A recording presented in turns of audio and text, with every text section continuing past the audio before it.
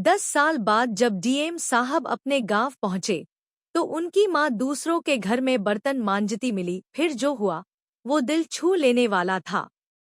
बेटा, पढ़ लिख कर बड़ा आदमी बनना ताकि तुम्हारी जिंदगी मेरी तरह न हो। ये शब्द थे सरला देवी के, जो अपने बेटे रवि शर्मा को बचपन से ही पढ़ाई के लिए प्रेरित करती थी। रवि का जन्म एक छोटे से गांव में हुआ था। उनके पिता एक मजदूर थे, लेकिन एक दुर्घटना में उनकी असमय मृत्यु हो गई। उस समय रवि केवल 5 साल का था। उसके पिता के गुजर जाने के बाद सरला देवी पर अकेले पूरे परिवार की जिम्मेदारी आ गई। गांव में महिलाओं के लिए नौकरी के अवसर बेहद सीमित थे। मजबूरी में सरला देवी को दूसरों के घरों में झाड़ू पोंछा और बर्तन मांजने का काम करना पड़ा। हर सुबह सूरज निकलने से पहले ही वे काम पर निकल जाती और देर रात तक घर लौटती। रवि जब छोटा था तो कई बार उसने अपनी माँ से पूछा, माँ, तुम इतनी मेहनत क्यों करती हो? सरला देवी मुस्कुराकर कहती, बेटा, मैं चाहती हूँ कि तू बड़ा आदमी बने ताकि तेरी जिंदगी मेरी तरह ना हो। हालांकि वे खुद अनपढ़ थी, लेकिन उन्होंने रवि को पढ़ाने के लिए हर संभव कोशिश की।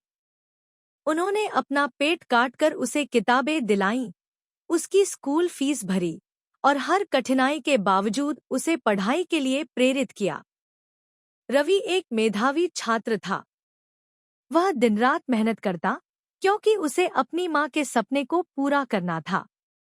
कई बार उसके पास स्कूल जाने के लिए चप्पल तक नहीं होती थी, लेकिन उसने कभी हार नहीं मानी। गांव में कई लोग मजाक उड़ाते थे, सरला, तेरा बेटा पढ़ लिख कर करेगा क्या? आखिरकार उसे भी खेतों में ही काम करना पड़ेगा। लेकिन सरला देवी ने इन तानों को कभी दिल पर नहीं लिया। उन्होंने बस अपने बेटे को आगे बढ़ाने में पूरा जोर लगा दिया। रवि ने न केवल स्कूल में टॉप किया, बल्कि आगे की पढ़ाई के लिए छात्रवृत्ति भी हासिल कर ली। उसके बाद उसने यूपीएससी सिविल सर्विस एग्जाम की तैयारी शुरू की।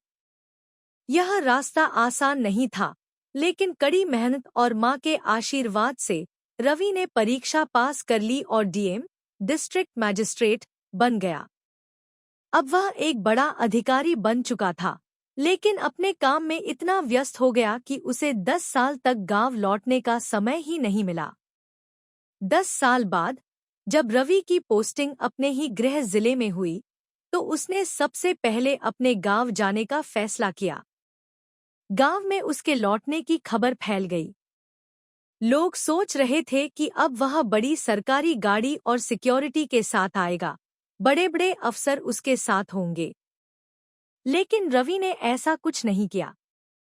वह बस एक साधारण कपड़ों में चुपचाप गांव पहुंचा।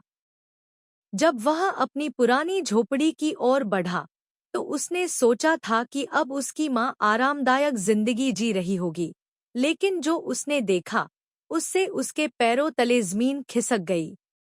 उसकी माँ अब भी दूसरों के घरों में बर्तन मांज रही थी। उनके हाथ झुर्रीदार हो चुके थे, आंखों में धुंधलापन आ गया था और कपड़े फटे हुए थे। रवि की आंखों में आंसू आ गए। 10 साल हो गए थे, लेकिन उसकी माँ की जिंदगी नहीं बदली थी।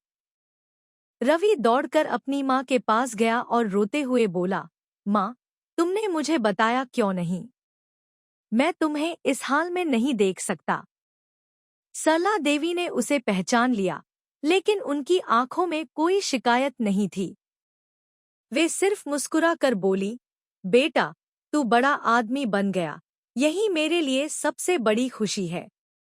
रवि ने उनकी झोली में सिर रखकर रोते हुए कहा, माँ, तुम्हारी ये मेहनत अब खत्म होगी। अब से तुम सिर्फ आराम करोगी। उसने तुरंत गांव के अधिकारियों को बुलाया और कहा, मेरी माँ को आज से किसी के घर बर्तन मांजने की जरूरत नहीं है। रवि ने न केवल अपनी माँ को अपने साथ ले जाने का फैसला किया, बल्कि गांव के हर जरूरतमंद बुजुर्ग की मदद करने की ठान ली।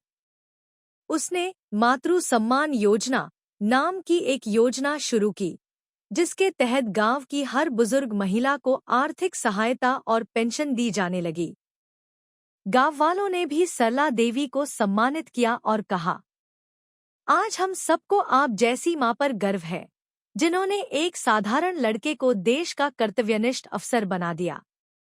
रवि अपनी मां को सरकारी बंगले में ले गया, जहां अब उन्हें किसी चीज की कमी नहीं थी। उन्होंने कहा, मां, अब से तुम्हें सिर्फ आराम करना है। लेकिन सरला देवी बोली, बेटा, मैंने कभी अपने लिए कुछ नहीं चाहा। अगर तू सच में मुझे खुश देखना चाहता है, तो गांव के हर गरीब बच्चे की पढ़ाई का इंतजाम कर दे, ताकि कोई और मां अपने बच्चे को पढ़ाने के लिए बर्तन न मांजे। रवि ने यह वादा किया और गांव में एक मुफ्त शिक्षा केंद्र शुरू किया, जहां गरीब बच्चों को निःशुल्क शिक्षा दी जाती थी। आज भी जब लोग रवि की कहानी सुनते हैं, तो कहते हैं, अगर हर बेटा अपनी मां के संघर्ष को याद रखे, तो दुनिया में कोई मां दुखी नहीं रहेगी। धन्यवाद।